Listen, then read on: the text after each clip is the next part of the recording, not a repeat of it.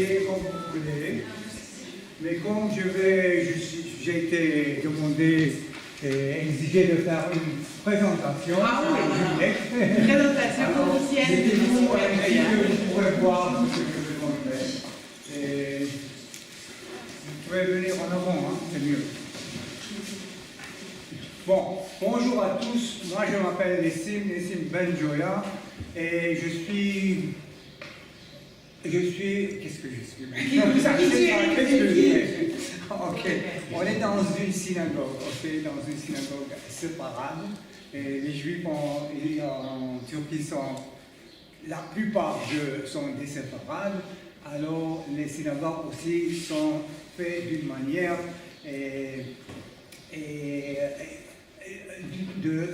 c'est une expression séparadique de l'architecture des synagogues selon les traditions qui existaient en Espagne et avant à l'Andalous, etc. Okay?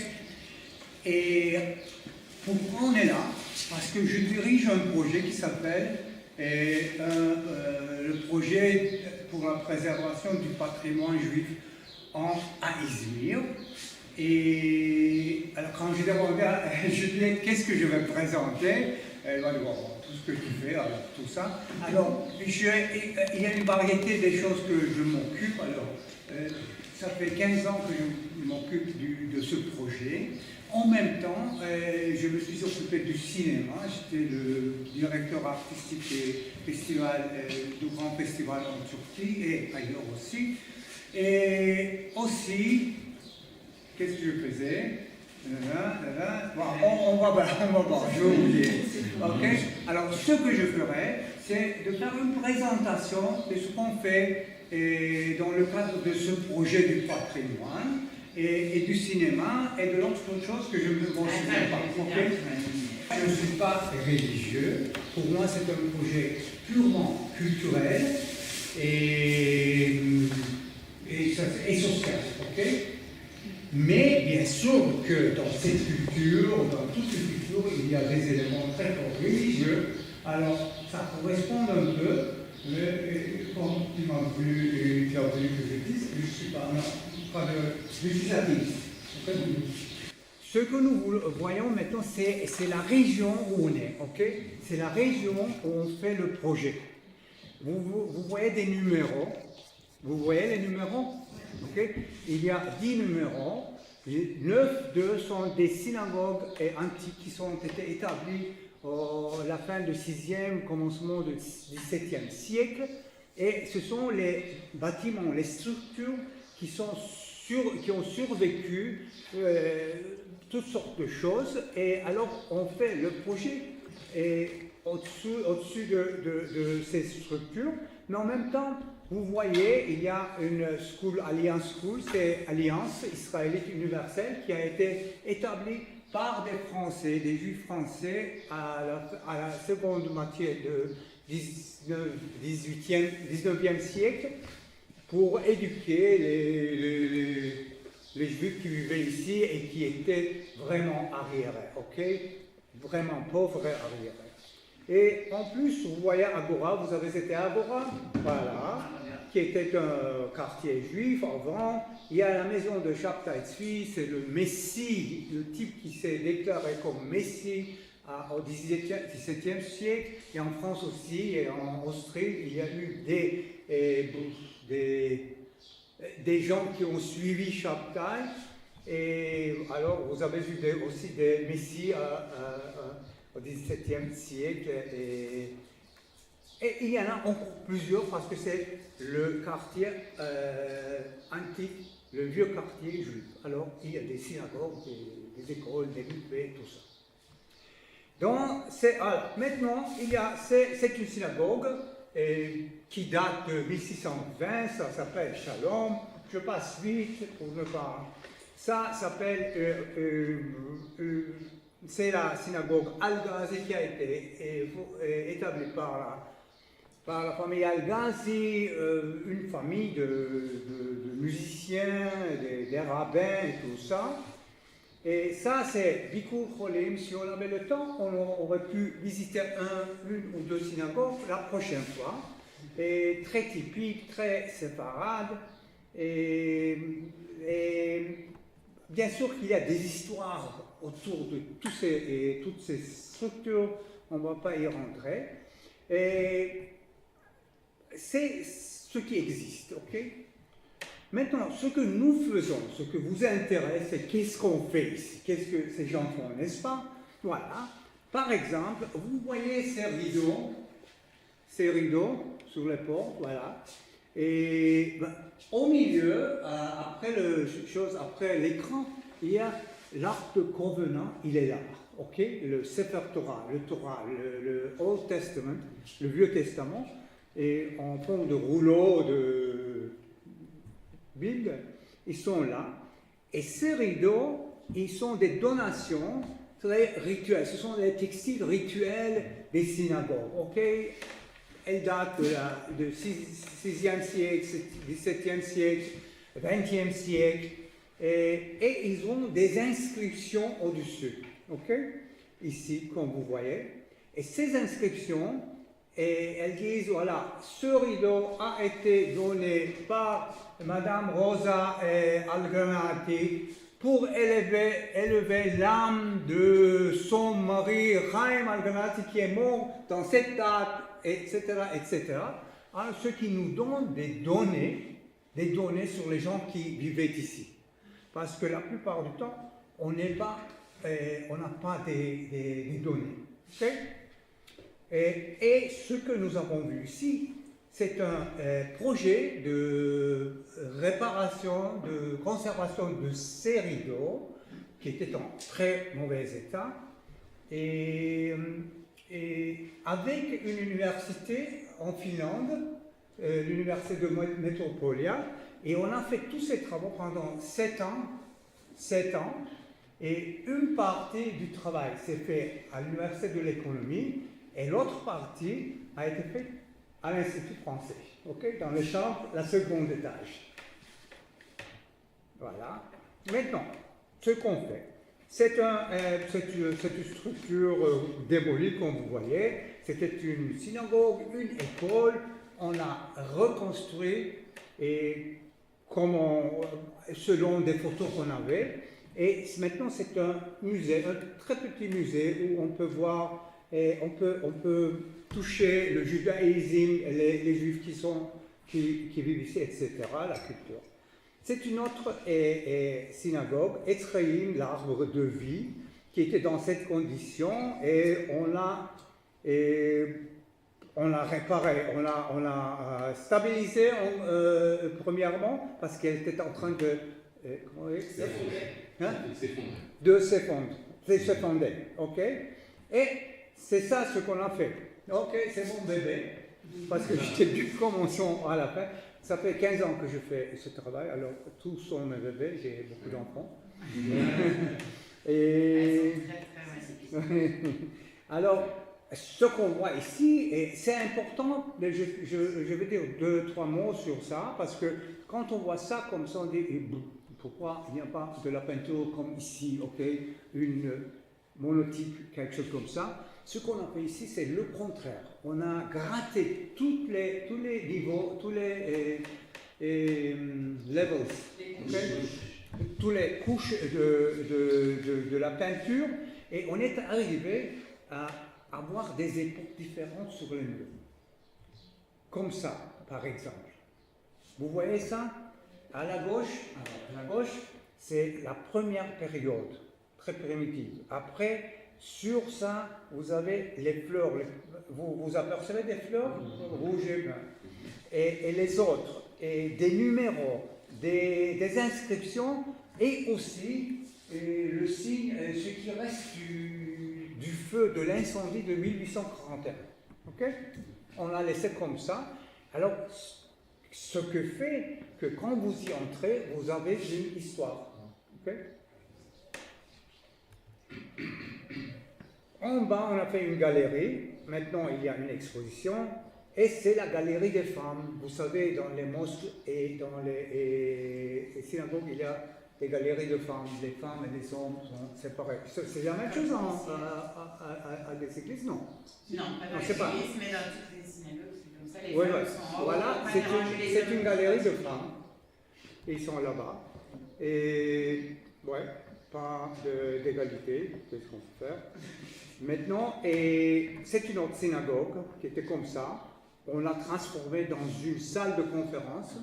Et c'est important parce que tout ça se passe dans un quartier vraiment négligé d'Izmir.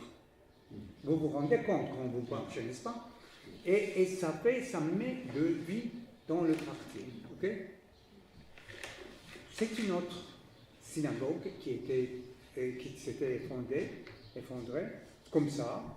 Et puis, on a eu des fonds et tout ça. Ce qu'on a fait ici, on a nettoyé, on a fait un toit temporaire et on le garde comme ça. On a fait des plans de restauration et c'est approuvé. C'est approved. Accepté par le comité Tatata. Et bon, qu'est-ce que j'ai fait? Ah oui, okay. Voilà. Et maintenant, je vais vous montrer ce qu'on fait dedans après, ok?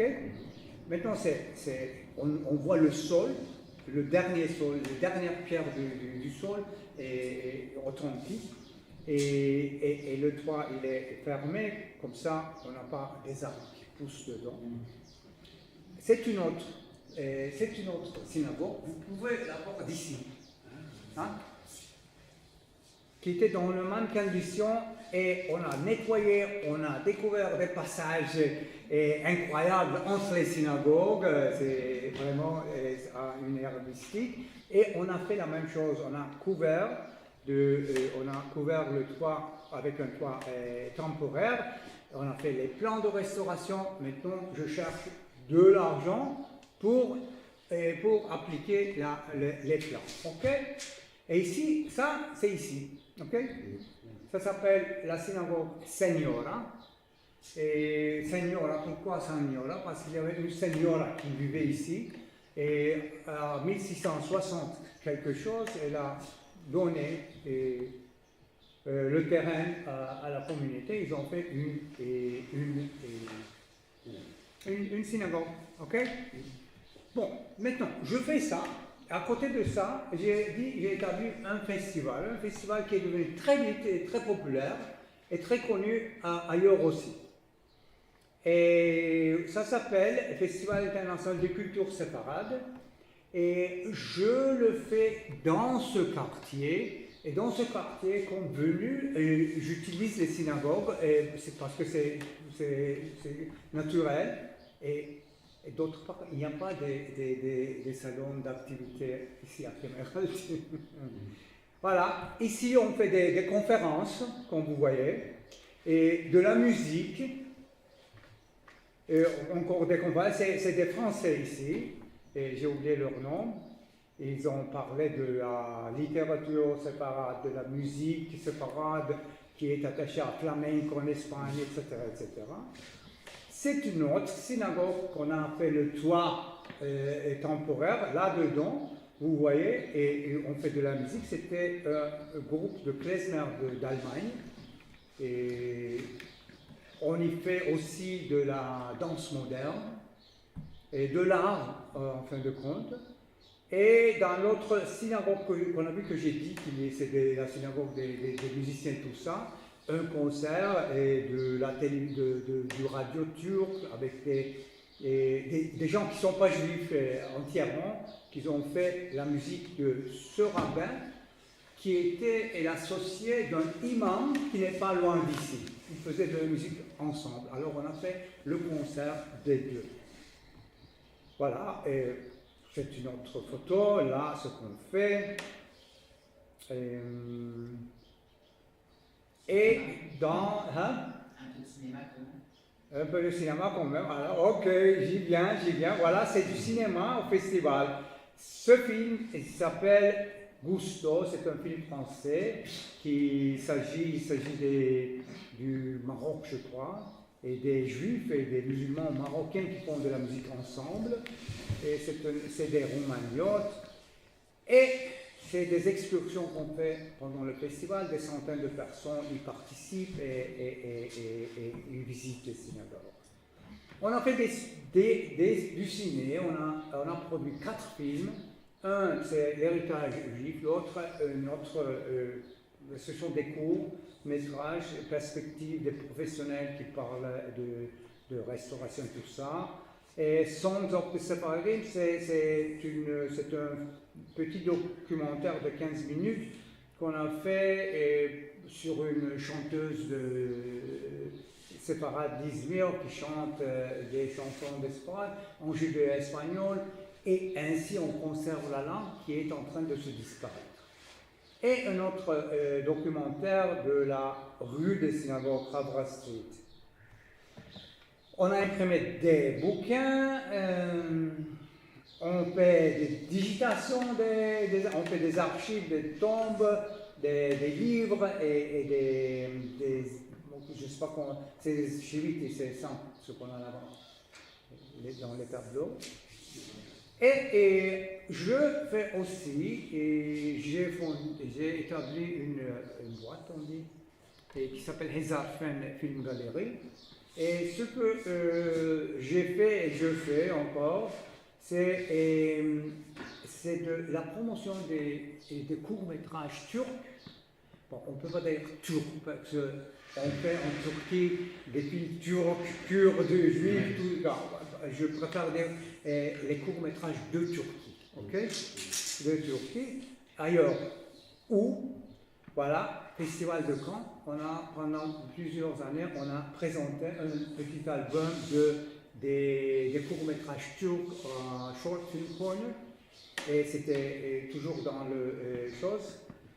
dans les catalogues, et on a aussi été élu comme coup de cœur. Il y a un titre qui s'appelle Coup de cœur, un festival Coup de cœur. Alors, voilà. Aussi, à Clermont-Ferrand, on a fait la promotion des courts-métrages, on y a été plusieurs fois. Et voilà, c'est Clermont-Ferrand. De bons souvenirs. Alors, on a eu un stand et on a fait la promotion. Quand on fait la promotion, alors ce qu'on fait, c'est d'introduire les films de Turquie, les courts-métrages, aux gens qui... C'est des directeurs des festivals, c'est des programmateurs, c'est producteurs et des gens qui cherchent des talents, tout ça. Alors, on essaie de faire la connaissance, introduire à ces gens ce qu'on fait en Turquie, et des fois, on arrive à attacher ces gens l'un à l'autre. Maintenant, il y a un autre projet qu'on a fait ici, dans cette région, ça s'appelle les courts-métrages de Kemeraltı. En tout, c'est que ça, Kemeraltı. Court Kemeraltı. Et ce que je pensais là-bas faire, c'était, je faisais déjà ce projet. Alors, cette région était importante pour moi. Et en plus, c'était important parce qu'avec mon père, je me promenais ici tout le temps. Mon père a grandi ici, elle a travaillé ici. Et je ne sais pas, on allait à Hammam, pas loin d'ici avec mon père. Alors, c'est cher pour moi. Alors, pour contribuer au développement de la région, j'ai décidé de faire une compétition de courts-métrages qui sont filmés ici, dans cette région. Ok? Alors, on faisait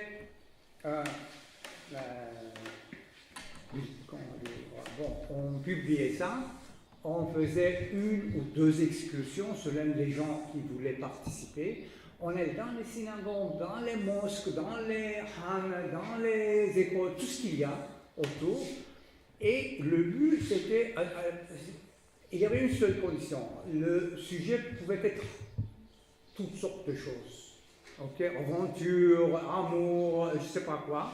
Mais un tiers de ces films devaient être filmés dans cette région, où ils veulent.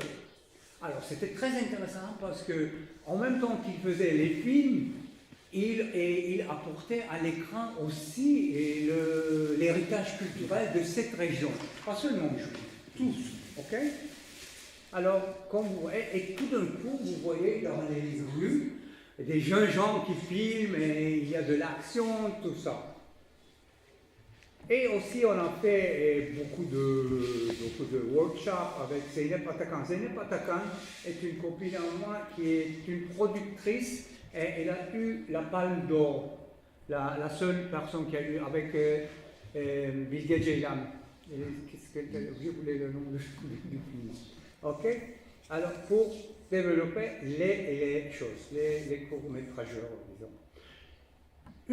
Un autre projet était en rencontre avec le ciné indépendant de Turquie. C'était des rencontres, un film, les régisseurs, des fois les régisseurs et les acteurs. Pour un temps, on l'a fait à l'Institut français et après, on l'a fait à Konak, à la municipalité. Et c'était. Maintenant, on ne le fait plus. Et ouais, c'est quelque chose. Et on a fait beaucoup de festivals. C'est un festival des pays de l'Europe de l'Est, ok? Non, du Moyen-Orient, Moyen-Europe, on peut dire Moyen-Europe. C'est Hongrie, c'est Slovaquie. Et quelque chose que j'ai beaucoup aimé, on a trouvé une ferme pas loin d'Izmir, du centre, et on a fait des festivals du film à la ferme. Comme vous voyez, c'est à l'air ouvert, et c'est Izmir, c'est un peu dehors, mais c'est Izmir. Très court, le festival très court, c'est un festival français, d'origine française, ok? Alors on l'a fait pour 3 ans, et cette année j'ai voulu faire, mais je ne sais pas, ça n'a pas marché. Et ce festival, c'est-à-dire, c'est le côté turc de ce festival, avec les films de compétition, et nous avons y ajouté les films de Turquie, alors ça fait plus grand festival. Alors, et toujours on espère que ça va continuer, ça va se multiplier. Et ouais, c'est pas tellement simple parce que c'est les rues arrière, comment dire, les rues arriérées de la ville. Oui. Voilà. Et alors, il faut travailler beaucoup et il faut qu'on soutienne, un soutien de l'administration locale est très nécessaire. Et on travaille pour ça, ça marche, pas très vite, mais ça marche. Okay. Est-ce que vous voulez me dire des choses comme c'était excellent, Nessim, bravo, bien, des questions et tout ce que vous voulez. Peut-être aussi pour préciser dans ce que tu as dit, parce que pour moi c'est aussi un expérience aussi de dire, par exemple les publications et une partie des rénovations sont soutenues par les fonds structurels européens. Ouais. Pour les Français, les Européens pour aussi évident, les programmes Erasmus et tout ça, mais en Turquie, il y a très peu d'acteurs qui peuvent aller chercher ces moyens. Ça fait partie des choses extraordinaires. Le soutien vient de l'Europe. Parce que le soutien qu'on a en Turquie, c'est très. C'est un peu pauvre. C'est pas parce qu'on a besoin, c'est de l'argent, on parle de l'argent, okay? Pas seulement de l'argent, aussi de la connaissance, de l'expertise. Okay? Les experts sont en Europe et l'argent est en Europe et ici il y a des héritages sans fin, ok? Alors on applique, on se tourne vers l'Europe et c'est bien que l'Europe existe et les fonds, parce qu'on vient de terminer un projet de l'Union européenne avec une somme très sérieuse pour Turquie, en fin de compte, et dans le cadre duquel on a imprimé des bouquins, on a fait des plans de restauration, on a fait ça, on a fait là, et plein de choses. Et maintenant, je continue à chercher des fonds, mais un peu, on a des problèmes dernièrement, et alors je ne sais pas comment ça va se dérouler. Tu as déjà rénové une grande partie des synagogues. Oui, elles sont accessibles maintenant, parce qu'elles n'étaient pas accessibles. Dites-moi maintenant, qu'est-ce que vous faites?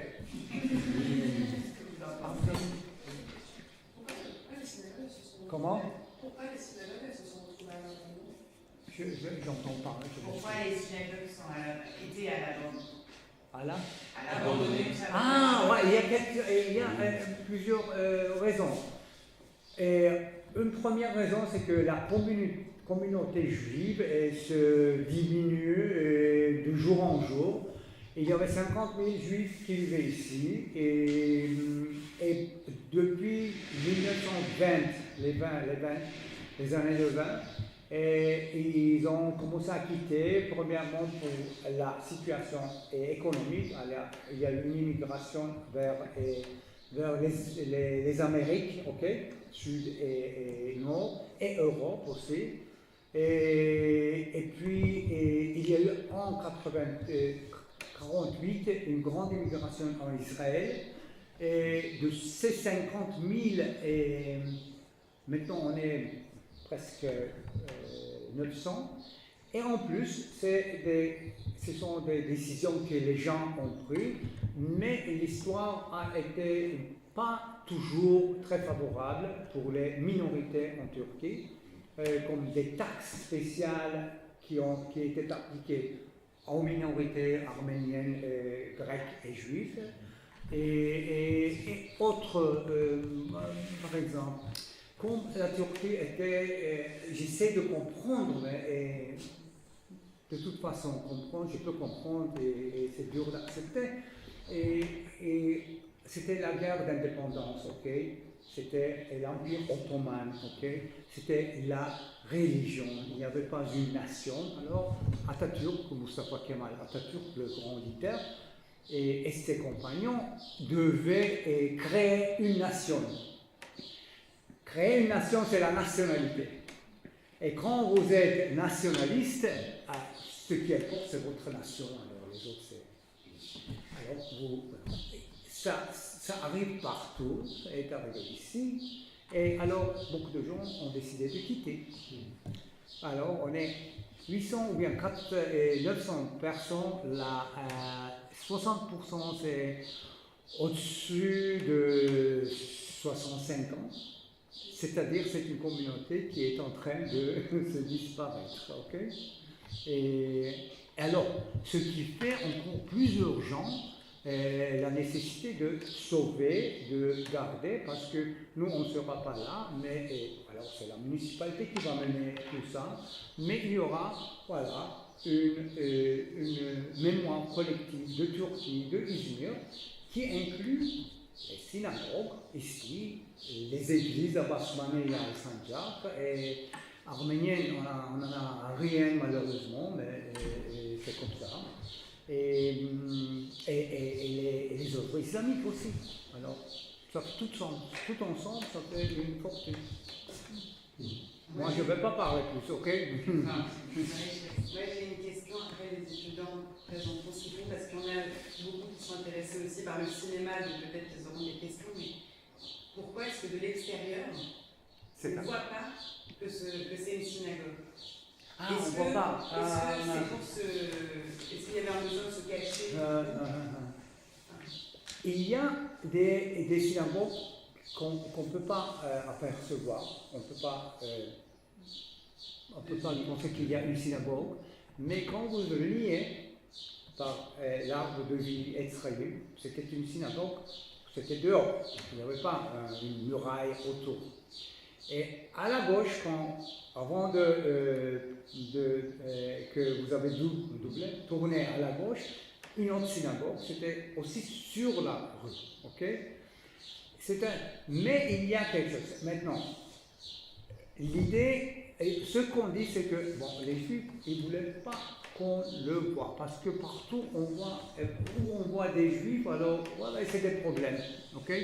Ça fait milliers d'années que c'est comme ça. Alors c'est une mémoire collective qui te fait cacher. ok, je fais cacher. Mais dans l'histoire des synagogues, ok, toujours ils ont eu des jardins. Et les jardins étaient, autour des jardins, il y avait des murs. Parce que, par exemple, au Caire, dans les pays chauds, ok, comme le sud du Méditerranée, disons, ou bien aussi un peu Égée et l'est de la Méditerranée, et Moyen-Orient, toujours il y a aussi une possibilité de prier, de faire la prière dans le jardin. Par exemple, le soukha, c'est-à-dire le soukha, il y a une fête des Juifs qui s'appelle Sukkot. Soukha, c'est comme une grande. Les cabanes. Ah, En comment? France, on dit la fête des cabanes. Voilà, la fête des cabanes, c'est toujours dans le jardin. On fait les prières dans le jardin et tu as besoin d'un jardin pour ça. Alors, ça peut être les deux raisons qui se sont mêlées l'un dans l'autre. Et les deux peuvent être justes, mais les deux existent. Non? Et il ne faut pas oublier, et les Juifs arrivent ici après 1492 ou bien